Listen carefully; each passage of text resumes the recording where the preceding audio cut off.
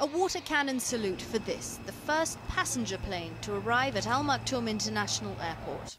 A Wizz Air Airbus A320 flying in from Budapest. It's been hugely emotional. I mean, how many times in one's career do you get the ability to go and make a part of history and open what is going to be the world's largest airport? So it's been amazing, and I have to say, when Sheikh Mohammed signed our tail fin here at Dubai World Central, it was almost heart-stopping. It was very emotional indeed. Cargo operations at the airport have been up and running since 2010, but the start of passenger flights to the airport today mark a new chapter for the city's aviation sector. Being a multi-airport city means you have to be large enough, you have to have a robust aviation sector, and you need to be able to support the passenger traffic. Dubai says it's all these and more, and is attracting traffic from more traditional markets that have seen only limited growth recently. The policy in other parts of the world which is actually not encouraging airline and airport growth, you're going to see migration of transfer passengers away from those airports because the capacity just isn't there.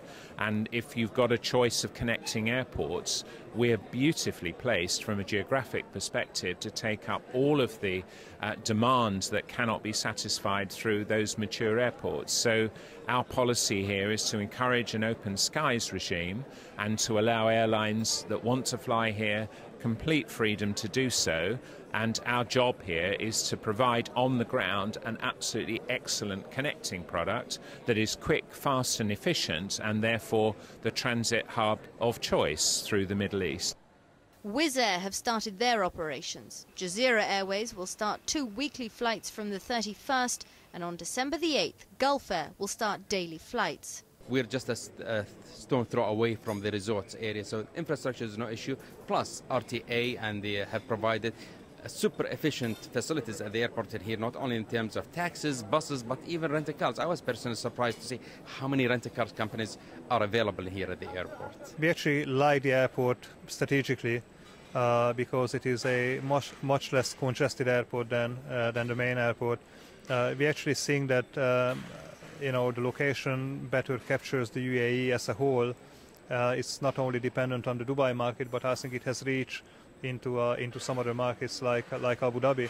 There's no word yet as to when Emirates or Fly Dubai will move to the new airport, and indeed no decision on whether or not to close Dubai International needs to be made for the next 30 or 40 years.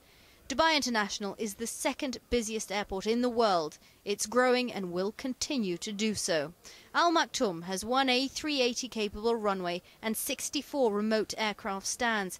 It's the first step in accommodating that phenomenal growth and heralds a whole new focus for Dubai airports. Airport design to me is still quite backwards. If you look at technology and how it's applied in airports, we're not really doing what we should be doing. As you can imagine, no one likes queuing, and the idea that you have to queue up to check in, queue up to drop your baggage off, queue up for passport control, queue up for security, none of that is customer friendly. What we're trying to do now is come up with a new way of thinking airports through from customer-centric design. I mean, for example, wouldn't you like an airport where you could just drop your bag off at the earliest opportunity and have it delivered to you at your ultimate destination? Wouldn't you rather deal with all the formalities before you even get to the airport? And with today's electronic media, you can do all that. So we'd just like to clear the way and make the entire airport experience as pleasurable as we can possibly make it. And we're taking a lot of ideas, both growing them internally and taking them from other industries where they've really got the customer service right.